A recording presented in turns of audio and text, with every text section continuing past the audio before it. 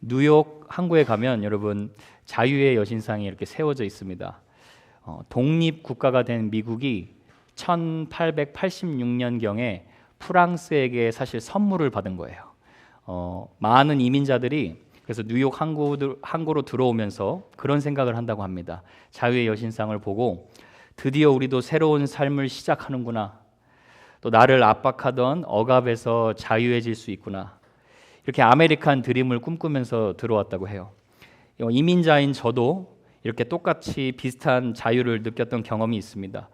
한국 삶이 재정적으로 굉장히 힘들었을 때 중학교 때 하나님 앞에 그런 기도를 드렸어요.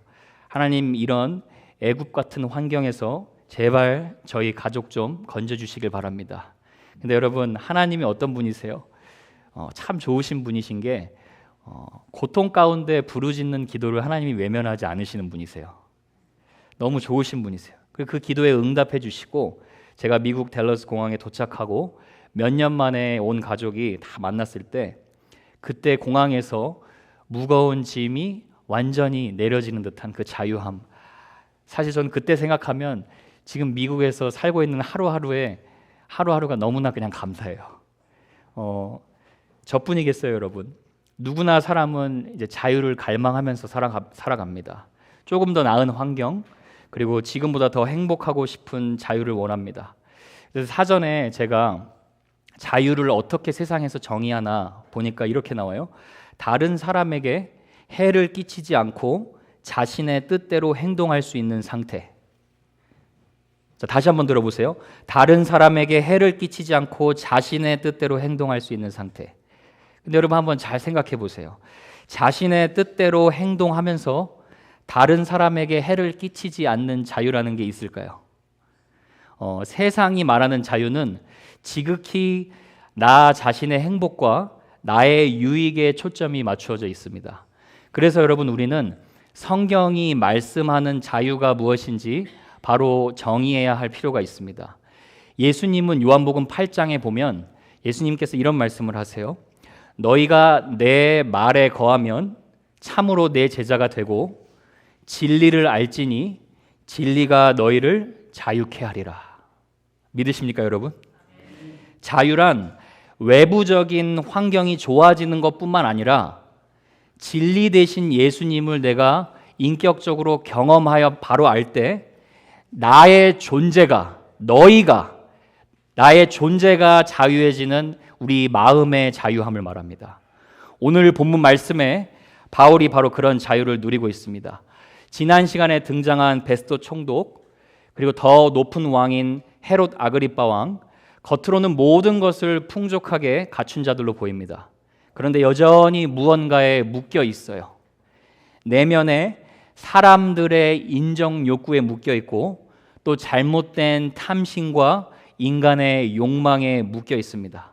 그런데 바울은 달라요. 몸은 감옥에 갇혀 있는데 가장 평안하고 가장 자유로워 보입니다. 왜요? 예수님과 그 단 한 번의 인격적인 만남이 그를 온전히 자유케 한 자로 변화시켰기 때문입니다. 그래서 여러분, 오늘 우리가 본문 말씀 들어가기 전에 이 질문을 여러분 자신에게 한번 던져보고 들으면 좋을 것 같아요. 나는 지금 하나님이 주시는 참된 자유를 누리고 있는가? 그렇지 못하다면 혹시 이유는 무엇일까? 저는 말씀을 통해서 하나님이 우리를 어떻게 자유케 하셨는지 다시 한번 확신하고 오늘 이 시간 여러분을 억누르고 있는 것, 나를 묶고 있는 어떤 것에서부터 자유함을 얻고 또 이미 자유함을 얻은 분들은 더 풍성한 자유함을 얻는 복된 시간이 되시기를 축복합니다.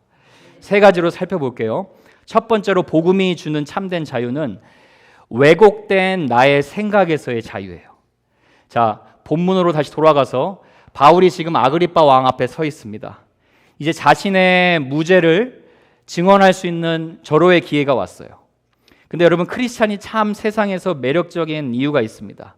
크리스찬은요, 자신을 방어하고 자신을 보호하기 위해 힘쓰는 삶을 사는 게 아니라 언제나 자기가 입을 벌려 무엇인가 말할 수 있는 기회가 있다면 자신을 구원하신 예수님을 전파하는 데 그 기회를 사용해요. 그래서 오늘 바울이 자신을 변호하는 기회를 또 예수님을 전하는 간증의 기회로 사용합니다. 여러분, 세상에서 가장 능력 있는 전도가 무엇일까요? 교회 나와라. 너 예수 믿어야 한다. 당연히 중요합니다. 근데 가장 능력 있는 전도는 무엇이냐면 내가 예수님 믿고 내가 이렇게 변했습니다. 그 사람이 전하는 예수님이 가장 능력이 있어요. 바울이 먼저 예수님이 나를 어떻게 변화시켰냐 할 때 자신이 부끄러웠던 자신의 과거에 대해서 얘기를 하죠. 자신의 예수님 만나기 전에 4절과 5절입니다. 내가 처음부터 내 민족과 더불어 예루살렘에서 젊었을 때 생활한 상황을 유대인이 다 아는 바라. 일찍부터 나를 알았으니 그들이 증언하려 하면 내가 우리 종교의 가장 엄한 파를 따라 바리새인의 생활을 하였다고 할 것이라. 바리새파 출신이 바울이에요. 자, 바리새파는 여러분 특별히 종교적으로 열심히 있었던 자들이죠. 바리새파라는 말은 분리주의자라는 말이에요. separatist라는 뜻인데 처음에는 좋은 목적을 가지고 모인 공동체였어요. 우리 죄와 분리되어서 한번 살아보자. 그런데 어느 순간 시간이 지남에 따라 자기들의 의와 자기의 열심이 하나님의 말씀보다 더 앞서다 보니까 죄와 분리되는 것이 아니라 오히려 주님과 분리되어 버리는 안타까움을 경험한 공동체예요. 여러분, 우리가 신앙생활 하면서 가장 경계해야 할 부분이 이 부분이에요. 나의 열심이 하나님의 기준과 말씀을 넘지 않도록 항상 주의해야 될 줄로 믿습니다. 바울은 그렇게 잘못된 열심으로 크리스찬을 잡아 죽게 하고 감옥에 가두고 또 모독하고 박해했어요. 그런데 바울이 그렇게 크리스찬들을 괴롭혔던 이유를 바울이 이렇게 오늘 본문 말씀 9절에 보니까 이야기를 합니다. 9절 같이 한번 읽어볼까요? 자, 시작. 나도 나사렛 예수의 이름을 대적하여 많은 일을 행하여야 될 줄 스스로 그렇게 잘못 생각했다라는 거예요. 잘못된 열심과 잘못된 방향의 근본적인 원인은 스스로 잘못된 생각, 다시 말하면 착각의 확신이었어요. 여러분, 사람이 생각하고 사고하는 것은 하나님이 우리에게 주신 최고의 선물이에요. 그래서 우리는 인간은 동물과 다르게 인생을 깊게 해석하고 또 그 해석하여 고통 가운데서도 하나님의 기쁨을 볼 수 있는 생각의 능력을 주셨어요. 그래서 사람의 생각을 잘 들여다보면 그 사람이 좋아하는 거, 그 사람의 관심사, 또 그 사람이 지금 인생에서 추구하는 것이 무엇인지 단번에 알 수가 있어요. 그래서 잠언 23장 7절에 보면 우리말 성경에 이렇게 나오죠. 그 마음에 생각하는 그대로 사람이 그러한즉, 이렇게 나와요. 지금 여러분이 살아가는 인생이 여러분이 살아가는 라이프 스타일이 여러분이 생각한 결과물이라는 거예요. 그런데 여러분, 인간의 생각이 죄가 들어온 후에 제대로 작동하지 못하고 기능을 하지 못합니다. 죄가 들어오기 전에는 하나님의 기준대로 옳고 그름을 분별하고 하나님의 뜻대로 사는 것이 선이라고 생각했는데 어느 순간 죄가 들어오고 나서 가장 먼저 변질된 것이 무엇이냐? 생각이에요. 그래서 그 생각의 옳고 그름의 기준이 나 자신이 되어버린 거예요. 자, 여러분, 부부싸움을 왜 합니까? 남편이 왜 아내에게 따집니까? 내 마음대로 아내가 내 뜻대로 섬기지 않는다라는 거예요. 여러분, 아내가 왜 남편에게 삐집니까? 하나님의 기준에 넘어가는 게 아니라 당신이 내 기준대로 나를 사랑하지 않는다라는 거예요. 가장 결정적인 증거. 누가 나에게 좋은 사람입니까? 누가 나에게 나쁜 사람입니까? 그 사람이 하나님의 말씀대로 사는 사람이라서 좋은 사람이 아니라 이 사람이 나에게 잘해주고 이 사람이 내 편이면 그 사람이 선한 사람이에요. 그래서 여러분, 제가 신앙생활을 하면 할수록 배우는 아주 중요한 진리가 있습니다. 저를 한번 따라해 보시겠어요? 세상에서 가장 무서운 감옥은 내 생각의 감옥이다. 나의 잘못된 생각의 감옥에 나를 가둬놓는 게 가장 무서운 거예요. 여러분, 제가 이런 글을 설교하다가 읽게 됐는데 한번 들어보세요. 인간의 자기 중심적인 생각을 아주 잘 표현해 줍니다. 남이 잘못을 지적하면 비판적인 것이고 내가 잘못을 지적하면 예리한 것입니다. 남이 온순하면 나약한 것이고 내가 온순한 건 우아한 것입니다. 남이 잘 차려입으면 허영심이 많은 거고 내가 잘 차려입으면 미적 감각이 뛰어난 것입니다. 남이 자기 생각을 말하면 성질이 나쁜 것이고 내가 내 생각을 말하면 솔직한 것입니다. 남이 큰 위험을 감수하면 무모한 것이고 내가 위험을 감수하며 용감한 것입니다. 우리의 잘못된 왜곡된 생각을 아주 잘 드러낸 글이죠. 여러분, 구약에도 이렇게 자기 생각에 갇혔던 한 인물이 있어요. 그 사람이 누구냐면 나아만이라는 사람이에요. 나아만은 여러분 성경에 보면 왕에게도 인정을 받은 군대 장관이라고 나옵니다. 그 말은 오늘날로 말하면 인격도 좋고 실력도 좋고 성품도 다 갖춘 겸비한 국방부 장관이었다라고 표현할 수가 있어요. 그런데 나아만에게 한 가지 아픔이 있었어요. 남들에게 가리고 싶은 나병 환자였습니다. 그런 나아만을 주인을 불쌍하게 본 한 어린 소녀, 여종이 가엾게 보고 굿뉴스, 기쁜 소식을 전해요. 가서 엘리사 선지자를 한번 만나보세요. 엘리사 선지자 만나면 당신의 나병이 다 치유될 수 있습니다.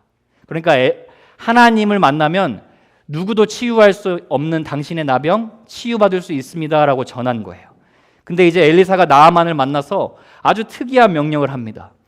요단강에 7번 몸을 들어갔다가 당신의 몸을 씻으십시오. 그럼 깨끗해질 것입니다.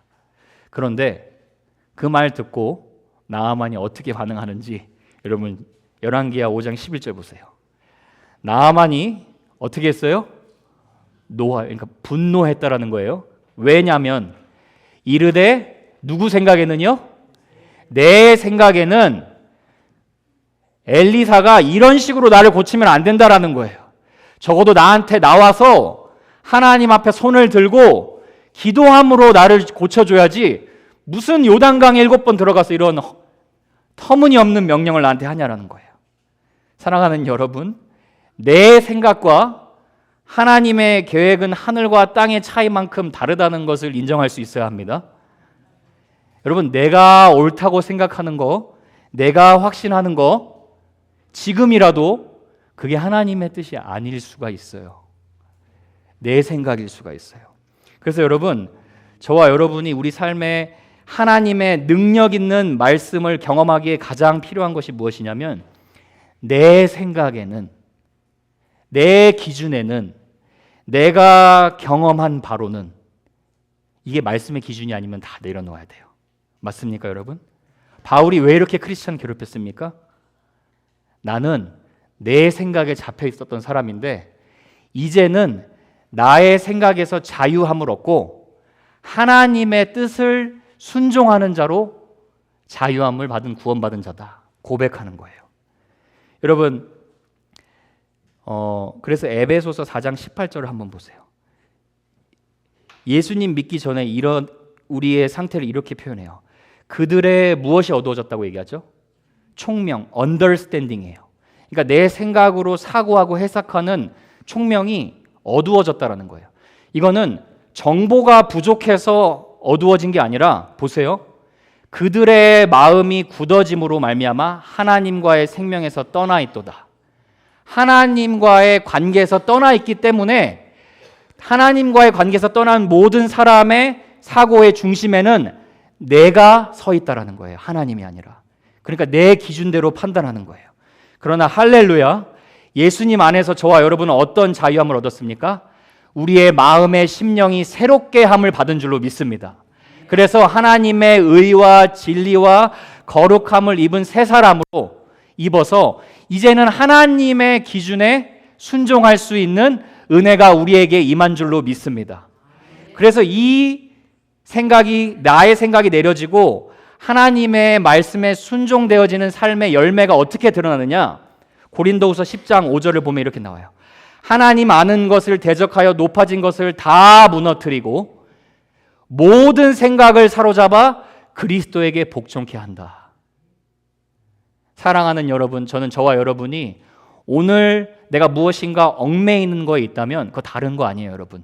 여러분이 하나님의 기준에서 벗어난 나의 생각, 나의 감정, 나의 모든 경험, 그거 주님께 온전히 내려놓고 그리스도의 말씀에 복종케 될 때, 그럴 때 저와 여러분이 앞으로도 우리 인생 가운데 하나님이 주시는 참된 자유함을 경험하게 될 줄로 믿습니다. 두 번째 복음이 주는 자유가 무엇이냐? 스스로 나를 괴롭게 하는 고통에서의 자유예요. 자, 본문에서 바울이 계속해서 아그리빠 왕에게 간증을 해요. 13절 보세요. 왕이여, 정오가 되어 길에서 보니 하늘로부터 해보다 더 밝은 빛이 나와 내 동행들을 둘러 비추는지라. 다메섹 도상에서 살기 가득하여서 크리스찬을 잡으러 갑니다. 근데 밝은 빛이 비쳤어요. 오늘 밝은 빛이 어떤 빛이라고 나오죠? 태양빛보다 밝은 빛이에요. 그러면 당연히 태양을 만드신, 우리를 창조하신 생명의 빛 대신 예수님을 만난 거예요. 빛 대신 예수님 앞에 꼬꾸라질 수밖에 없어요. 엎드려졌어요. 하나님께서 여러분 때로는요, 우리가 하나님의 뜻을 전혀 모르고 이 길이 행복의 길이다, 그런데 실상은 멸망의 길이에요. 그런데 말 안 들어요. 그런데 하나님은 어떤 은혜를 베풀어 주시냐? 처음에 스탑 사인을 들어요. 근데 그게 스탑 사인인지 몰라요. 그럼 하나님은 어떻게 은혜를 베풀어 주시냐? 여러분에게 찾아와요. 브레이크의 제동을 걸어주세요. 그래서 여러분, 복음이 은혜입니다. 일방적으로 여러분에게 찾아와서 아무것도 모르고 하나님 반대해서 가고 있는데 하나님이 여러분을 찾아와 주세요. 왜냐하면 사람은요, 여러분, 죽었다 깨어나도 혼자서는 변화되지 못합니다. 근데 주님이 개입해 주세요. 얼마나 감사한 일입니까? 그리고 주님이 이렇게 말씀하셨어요. 14절에 보니까 우리가 다 땅에 엎드러짐에 내가 소리를 들으니 히브리 말로 이르되 사울아 사울아 네가 어찌하여 나를 박해하느냐. 여러분, 이 말씀만 보면 왜 그렇게 교회를 핍박하냐라고 혼내는 것처럼만 보여요. 근데 여러분, 저는 이 부분에서 여러분 이거 다시 한번 꼭 붙들고 가셨으면 좋겠어요. 교회를 핍박하는 건 누구를 핍박하는 거예요? 예수님 자신을 핍박하는 거예요. 그래서 제가 이거 계속 말씀드리는 거예요. 어떤 교회도 그 교회에 두세 사람이 예수님의 이름으로 모여 있으면 절대 욕하지 마세요. 주님의 몸을 아프게 하는 거예요. 왜냐? 교회의 머리는 주님이시기 때문이에요. 여러분이 그 아픔을 보고 허물을 보면 품고 기도해 주셔야 돼요. 맞습니까, 여러분? 교회가 주님의 몸이에요. 근데 이 말씀 끝까지 보세요. 혼내는 게 아니에요. 주님이 이렇게 얘기하세요. 저는 이 말씀이 너무나 은혜가 됐어요. 가시채를 뒷발질하기가 내게 고생이니라. 이게 무슨 뜻이냐면 여러분, 가시채는 짐승을 바른 길로 인도하는 거거든요. 그 바른 길로 인도하는 건데 안 간다고 뒷발질하면 자기가 가시로 스스로 자기 자신을 찌르는 거예요. 근데 주님의 사랑이 너무나 느껴지는 거예요. 내가 너를 지명해서 불렀는데 너의 영혼을 괴롭게 하지 말라, 이러시는 거예요. 내가 그거 볼 수가 없다라고 얘기하는 거예요. 너의 영혼 괴롭게 하지 마. 여러분, 때로는요, 우리가 남을 험담하고 남을 미워하면 사실 정말 스트레스가 풀릴 때가 있어요. 정말 맞아요. 또 남의 평판을 깎아내림으로써 내가 더 나은 사람이라고 여기는 잘못된 쾌락을 느끼기도 해요. 근데 여러분, 사실 남을 미워하는 것만큼 감정 소모, 에너지 소모가 없어요. 여러분이 더 힘들어요. 이 자신의 영혼을 해치는 일이에요. 바울에게 그 얘기하는 거예요. 너 힘들게 하지 말라는 거예요. 역주행해서 네 인생 괴롭게 하지 말라는 거예요. 하나님이 찾아와 주시는 거예요. 토마스 왓슨이라는 분이 이런 얘기를 하셨어요. 죄는 꿀처럼 달지만 끝은 독이다. Sin is sweet in the mouth, but bitter in the belly. 죄는 처음에 주는 쾌락이 있어요. 근데 그 끝은 독과 같은 고통이라는 거예요. 오늘 여러분 바울을 만나서 주님이 말씀해 주시는 음성 가운데 인생의 고통의 원인이 나와요. 궁극적인 원인. 내 인생의 모든 고통의 궁극적인 원인. 그것이 뭐냐? 하나님의 뜻을 resist, 저항하는 인생. 그 인생이 가장 괴로운 인생이라는 거예요. 가장 고생길이라는 거예요. 자, 예레미야 2장 19절 보세요. 네 악이 너를 징계하겠고 네 반역이 너를 책망할 것이라. 그런즉 내 하나님 여호와를 버림과 네 속에 나를 경외함이 없는 것이 악이요 고통인 줄 알라. 주 만군의 여호와의 말씀이니라. 주님을 저항하는 게 나에게 괴로운 일이라는 거예요. 자, 여러분 다윗을 한번 생각해 보세요. 우리아의 아내 밧세바와 간음을 저질러요. 근데 1년 동안 하나님 앞에 숨기고 여전히 자기 갈 길을 갑니다. 그러나 하나님은 다윗에게 찾아와요. 누굴 통해 찾아오냐? 나단 선지자를 통해 책망하세요. 다윗이 그 말을 듣고 회개합니다. 다윗이 여전히 가시채로 뒷발질하면서 하나님 앞에 속이고 살던 그 인생이 얼마나 힘들었는지 시편 32편에 보면 이렇게 고백을 해요. 보세요. 내가 입을 열지 아니할 때에 종일 신음함으로 내 뼈가 새하였도다. 주의 손이 주야로 나를 누르시오니 내 진액이 빠져서 여름 가뭄의 마름같이 되었나이다. 하나님을 신뢰한다고 하지만 여전히 하나님의 뜻을 저항하고 죄를 숨기고 사는 것만큼 내 몸과 마음이 괴로운 순간이 없었다라는 거예요. 그러나 하나님께서 다윗에게 어떤 은혜를 베풀어 주십니까? resistance가 아니라 repentance, 회개할 수 있는 은혜를 베풀어 주세요. 그래서 5절에 내가 이르기를 내 허물을 여호와께 자복하리라 하고 주께 내 죄를 아뢰고 내 죄악을 숨기지 아니하였더니 곧 주께서 내 죄악을 사하셨나이다. 그리고 나서 어떤 변화를 경험하는지 보세요. 10절에 악인에게는 많은 슬픔이 있으나 여호와를 신뢰하는 자에게는 인자하심이 두루리로다. 하나님을 찬양하는 것이 회복되죠. 또 보세요. 너희 의인들아 여호와를 기뻐하며 즐거워할지어다. 마음이 정직한 너희들아 다 즐거이 외칠지어다. 다른 사람들에게까지 하나님의 은혜를 소개하고 자랑할 수 있는 은혜를 경험하고 있다는 거예요. 여러분 이 은혜가 바울에게 임했고 다윗에게 임했고 저와 여러분에게 동일하게 임했는 줄로 믿습니다. 그래서 여러분 그때부터는요 예수님을 정말 제대로 만나고 나니까 하나님께서 모든 것을 책임지세요. 모든 것을 인도하세요. 자 16절부터 18절 길지만 한번 보세요. 하나님께서 이제 말씀하세요. 일어나 너의 발로 서라. 내가 네게 나타난 것은 곧 네가 나를 본 일과 장차 내가 네게 나타날 일에 너로 종과 증인을 삼으려 함이니 이스라엘과 이방인들에게서 내가 너를 구원하여 그들에게 보내어 그 눈을 뜨게 하여 어둠에서 빛으로 사탄의 권세에서 하나님께로 돌아오게 하고 죄사함과 나를 믿어 거룩하게 된 무리 가운데서 기업을 얻게 하리라. 자기 자신을 괴롭히는 고통스러운 삶에서 건져주신 것뿐만 아니라 사명을 주시고 예수님의 증인이 되게 하셨어요. 이제는 하나님의 품 밖에서 자유를 찾는 어둠에서 있는 자들까지 빛으로 사탄의 권세 아래 있는 자들까지 하나님께로 돌아오게 하는 사명을 감당하도록 보내주셨다라는 거예요. 여러분 그래서 저는 바울의 인생을 보고 다시 한번 생각하게 돼요. 진짜 자유는 주님께 묶여있는 인생이 진짜 자유임을 믿습니다. 이 자유함을 얻으려면 어떻게 해야 됩니까 여러분? 20절에 얘기를 하는 거예요. 회개하고 바울이 얘기하는 거예요. 하나님께 진짜 돌아오라는 거예요. 다시 한번 말씀드릴게요. Greatest suffering, 가장 큰 고통은 resistance to God이에요. 하나님의 뜻에 저항하는 거예요. 그러나 greatest comfort는 무엇이냐? 인간의 어줍지 않은 위로와 인간의 어줍지 않은 동정이 아니에요.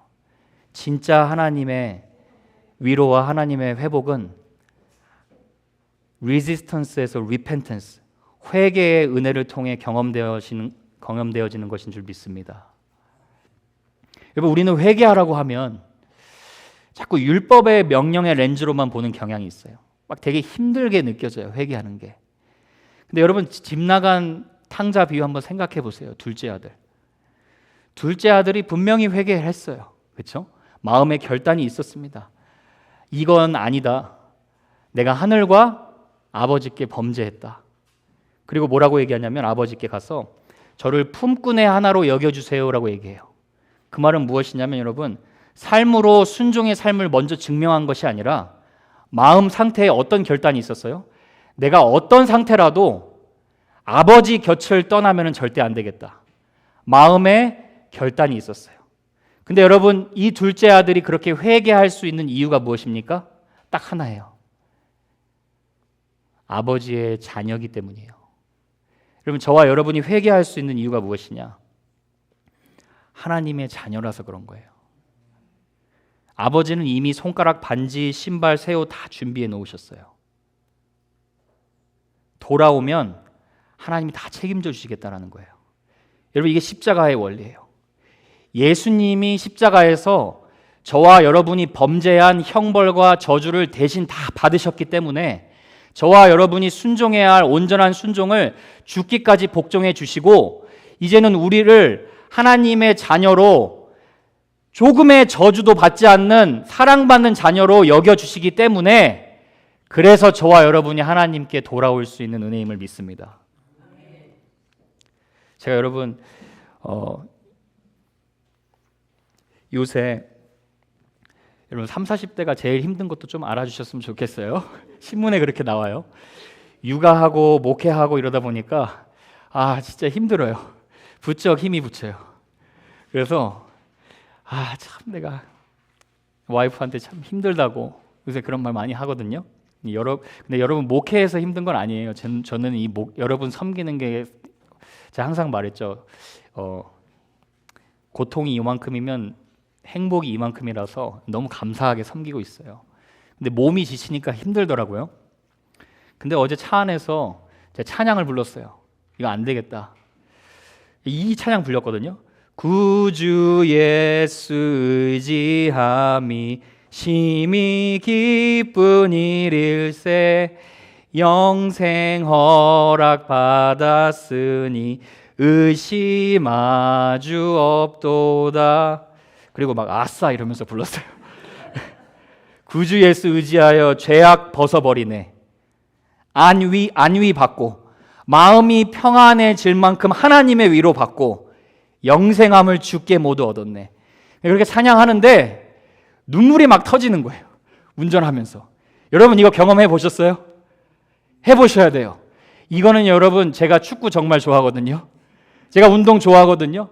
근데 이 기쁨은요, 하나님만 주실 수 있는 기쁨은 아무것도 비교 못해요. 하나님께 찬양하는데 내가 하나님의 자녀라는 이 기쁨.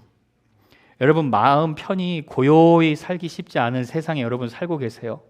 여러분 힘들어요. 다 알아요. 근데 이런 기쁨과 자유함 누가 누릴 수 있느냐? 하나님의 자녀인, 무조건적인 사랑을 받는 저와 여러분만 경험할 수 있는 은혜인 줄 믿습니다. 이 기쁨과 자유함 오늘 여러분에게도 경험되어지는 은혜가 있기를 축복합니다. 마지막으로 세 번째 자유함은 세상과 사람들의 평가에서 자유함을 받아요. 자, 여러분 만약에 바울이 이 단에 서서 똑같이 우리에게 간증했다면 이 똑같은 간증, 저와 여러분은 어떻게 반응했을까요? 아마 은혜 받아서 눈물 흘리는 분들도 계실 거고 격하게 공감하면서 아멘이라고 외치는 분도 계셨을 거예요. 근데 여러분 또 다른 부류의 청중이 있어요. 베스도의 반응이 어떻냐? 이 놀라운 간증을 듣고 뭐라고 하냐면 24절에 보니까 네가 미쳐도 단단히 미쳤다 이래요. 네가 공부를 얼마나 많이 했는지 모르겠지만 네 학문이 너를 미치게 한다 그래요. 그리고 또 옆에서 듣던 아그리빠 왕은 뭐라고 하냐면 28절에 You persuaded me to be a Christian. 네가 적은 시간에 나를 크리스찬으로 만들려고 하는구나 이렇게 얘기해요. 혹하는 말이긴 한데 네가 만난 예수 나 잘 모르겠다 이거예요. 여러분 마음이 참 아픈데 피할 수 없이 여러분이 경험해야 하는 현실이 있어요. 분명한 현실이 그게 뭐냐면요, 세상에서는 여러분이 소중하다고 여기는 믿음의 복을 세상은 하찮게 여길 수가 있어요. 또 믿음으로만 살 때 오는 하늘의 기쁨을 세상은 비웃을 때가 있어요. 그게 되게 안타깝죠. 여러분 돌아가신 오카는 목사님이 이런 말을 하셨더라고요. 제게 굉장히 와닿더라고요. 세상과 크리스찬은 서로 미쳤다고밖에 할 수가 없대요. 너무 맞는 말 아니에요? 왜냐하면 세상 사람들은 세상에 미쳐 있어요. 근데 예수 믿는 저와 여러분은 예수에 미쳐 있어요. 예수에 미쳐 있기를 축복합니다. 여러분 바울이 그렇게 얘기했어요. 내가 미쳤으면 하나님을 위해 미친 것이고 내가 정상적인 사람으로 보면 너를 섬기기 위해 그렇게 보이는 거라고요. 예수님께 미쳐 있으니까 우리는 너네들이 미쳤다고 하는 거예요. 저는 진짜 세상이 미친 것 같아요. 어떤 의미로요? 우리는 잘 먹고 잘 살고 노후 준비하고 하는데 사후 준비를 안 해요. 죽음 후에 심판이 있다는 사후 준비를 안 해요. 난 미쳤다고 봐요. 저는 하나님 없는 모든 성공은 성공이 아니라 재앙이라고 봅니다. 그러니까 미쳤어요. 근데 세상은 사후 준비를 하면서 살아간다고? 이 눈에 보이는 이걸 못 누린다고? 너희들이 미쳤다 그래요.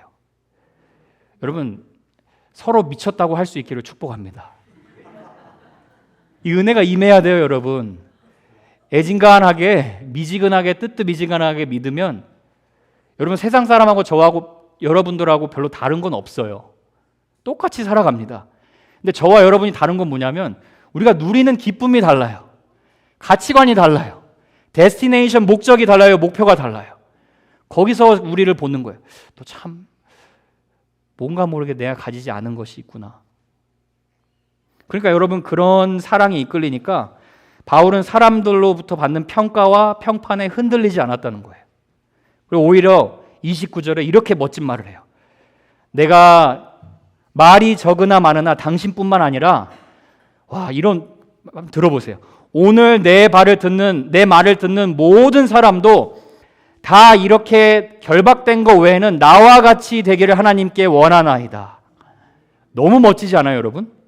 내가 감옥에 갇혀 있는 이 상황 빼고는 지금 내가 만난 예수님, 나를 행복하게 해주시는 예수님, 여러분 모두가 나처럼 살기를 원합니다.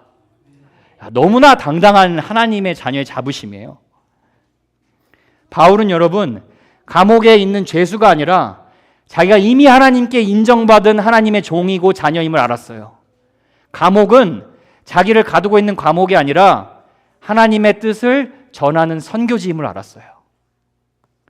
여러분 신앙생활 하다 보면 처음에 잘하는 것 같다가 시간이 지남에 따라 섭섭마귀에 속아서 뒤처지는 분들이 있어요. 이유는 뭐냐면 남들이 나한테 기분 나쁘게 했다 이거예요. 사람들이 또 목사님들이 나를 알아주지 않았다 이거예요. 내가 믿음으로 살았는데 세상 사람들이 나를 이상하게 본다라는 거예요. 여러분 세상에도 다리 한 거리 걸치고 주님에게도 한 다리 걸치고 이렇게 하면 이렇게 그래서 살아가는 거예요. 포기하는 거예요. 이렇게 되면 어떻게 될까요? 한 분이 그러더라고요. 가랑이 찢어진다고. 맞는 말이죠. 뭐 걷지도 못하고. 저와 여러분은 하나님의 인정받은 자녀예요. 세상 누구의 평가에도 휘둘리지 않는 자녀임을 믿습니다. 팀 켈러 목사님이 쓰신 복음 안에서 발견한 참된 자유에 마돈나라는 그 가수, 유명한 가수가 인터뷰를 이렇게 해요. 제가 영어로는 보여줬어요. 영어권 친구들이 이렇게 보면 될 것 같아요. 그대로 읽어드리겠습니다. 제 삶의 원동력은 평범함에 대한 두려움으로부터 와요. 이 두려움이 항상 저를 몰아가기 때문에요. 주문을 걸듯이 이 두려움으로 제 자신을 들볶으면 이내 특별한 인간으로 드러나곤 해요. 하지만 금방 다른 무엇을 하지 않으면 다시 평범하고 시시한 사람으로 느껴져요. 이미 유명인이 되었지만 여전히 제가 특별한 사람이라는 것을 증명하고 확인해야 돼요. 그래야 직성이 풀려요. 이런 제 몸부림은 지금도 계속되고 있어요. 아니요, 끝이 없을 거예요. 그러니까 창조주이신 하나님께 사랑과 인정을 못 받으니까 끊임없이 타인의 평가와 인정 욕구에서 자유하지 못한 거예요. 여러분, 복음은 우리를 이렇게 잘못된 자기 집착에서 자유하게 하신 하나님의 능력인 줄 믿습니다. 우주 만물을 창조하신 하나님이 여러분의 아버지예요. 가장 이 세상에서 크고 위대하신 하나님 아버지께서 여러분을 사랑하십니다. 여러분은 하나님께 인정받은 자임을 기억하실 수 있길 바랍니다. 그래서 그때부터는 기쁨을 어디서 찾느냐? 갈라디아서 1장 10절 보세요. 이제 내가 사람들에게 좋게 하랴, 하나님께 좋게 하랴, 사람들에게 기쁨을 구하랴. 내가 지금까지 사람들의 기쁨을 구하였다면 그리스도의 종이 아니니라. 하나님께 기쁨을 구하면 돼요. 이렇게 살다 보면 인생의 고백이 이렇게 바뀌어요. 시편 73편에도 하늘에서는 주 외에 누가 내게 있으리요? 땅에서는 주밖에 내가 사모할 이 없나이다. 내 육체와 마음은 쇠약하나 하나님은 내 마음의 반석이시오 영원한 분깃이시라. 사랑하는 여러분, 여러분의 삶에 혹시나 자유함과 기쁨을 내가 잃어버리고 있는 것 같다라는 분 계십니까? 그러면은 제가 여러분에게 하나님의 말씀으로 도전을 드릴게요. 한 1년, 2년만 집중해서 하나님 앞에서 하나님을 기쁘시게 하는데 몰입해 보시길 바랍니다. 그러면 세상 어디에서도 찾을 수 없는 기쁨과 자유함을 경험하게 될 줄로 믿습니다. 말씀을 맺을까요? 재판이 어떻게 끝나느냐? 이 예수님에 대한 복음을 듣고 베스도 총독 아그리빠 왕이 뒤돌아서서 자기의 측근들과 얘기해요. 그 얘기가 31절에 나오는데 이 말이에요. 이 사람은 결박을 당할 만한 자가 아니다. 저는 이 말씀이 이렇게 읽혀요. 저 사람 몸은 결박되어 묶여 있는데 누구보다도 자유한 사람은 우리가 아니라 바로 하나님의 사람인 저 바울이다. 사랑하는 여러분, 이 복음이 주는 참된 자유를 누리고 계십니까? 이 자유는 내 자신에게서 발견할 수 없고 하나님 밖에서 찾으려는 행복에서도 발견할 수 없고 우리의 길과 진리요 생명 되신 예수님 안에 거할 때 또 다시 그분을 바라보며 그분께 나아올 때 경험할 수 있는 자유함인 줄 믿습니다. 여러분 비록 연약합니다. 여러분 비록 찬송가의 가사처럼 악하고 추할 때가 있습니다. 그러나 나를 사랑하신 우리 주님, 예수님이 나의 구원자여 주님이시기에 저와 여러분도 내 현재의 삶의 모습이 어떠한들 세상 앞에 당당히 당신들도 나와 같이 이렇게 하나님 안에서 자유함을 누리기를 원합니다. 이렇게 세상 앞에 당당하게 고백하며 자랑할 수 있는 참된 자유자임을 믿으실 수 있기를 축복합니다. 기도하겠습니다.